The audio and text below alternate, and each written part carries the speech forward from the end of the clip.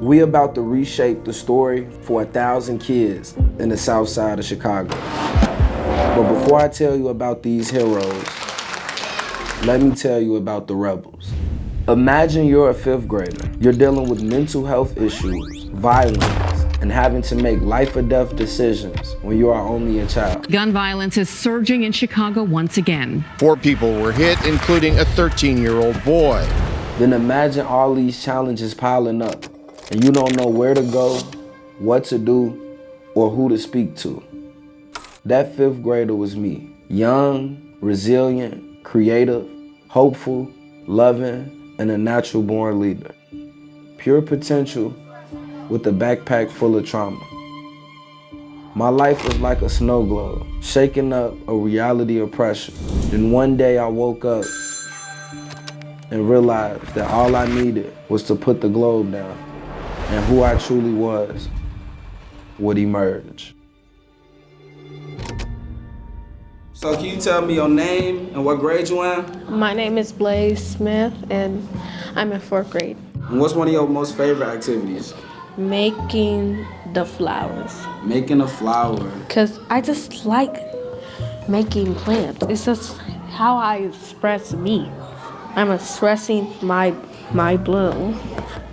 So you gotta take care of your dreams the same way you take care of what? A flower.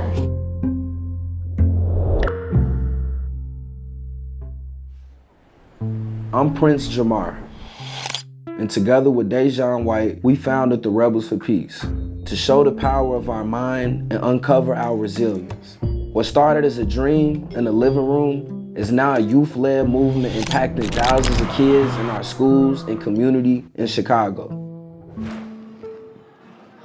Being that person, whether it's simply just showing up, whether it's simple words of encouragement, or letting them know like it's okay to not be okay. And I feel like that was instilled in me from my own trials and tribulations. Speaking from personal experience, I thought the same way. You just don't see more meaning to life than what's in front of you because that's all you've been exposed to.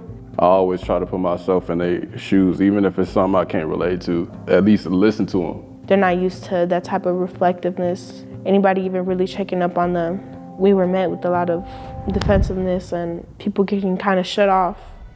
I used to do the same thing. I can, identify with that.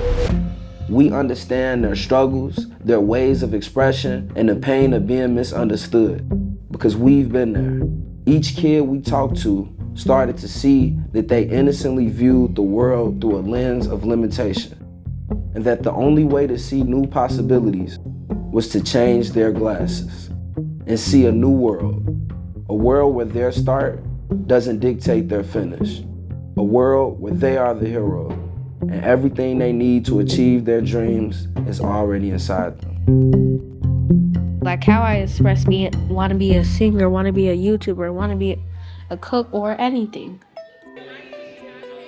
Young people say, you feel me, right?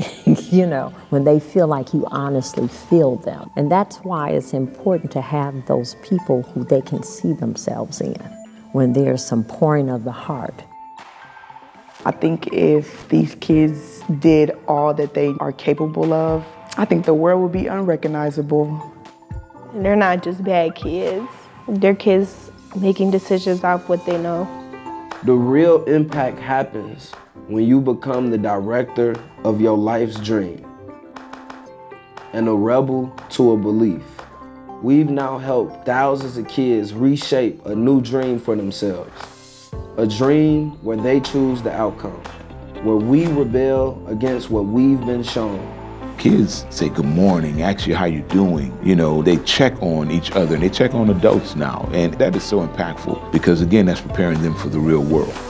And we can't rob our children of the opportunity to see somebody who looks like them, fight for them, and be a rebel for peace. We're not only a product of our environment can be a product of us. We aren't just the superheroes and the villains. We're the makers and shapers of our own story. And this is just the beginning. Our own hero's journey, becoming the Rebels for Peace.